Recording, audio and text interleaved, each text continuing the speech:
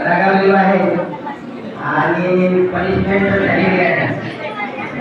कोणाला त्यावेळी जर समजा त्याचं राग आला असेल तर छान आहे, पण ती त्यामागची आपली भावना आमच्या कोणत्या इन्स्टिट्यूटची भावना ती तुम्हाला शारीरिक इजा करायची नसते. जर शारीरिक इजा करायची असते तर आम्ही शिकवण्यापेक्षा प्रत्येक दिवशी उभं त्या सगळ्या दिल्या असत्या आणि निवडून करून घेतल्या.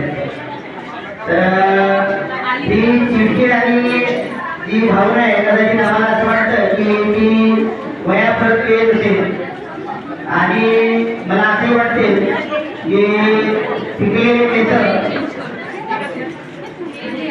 आणि मनाच्या भावना या समजण्यामध्ये असतात, तर तो त्याचा परिणाम होतो.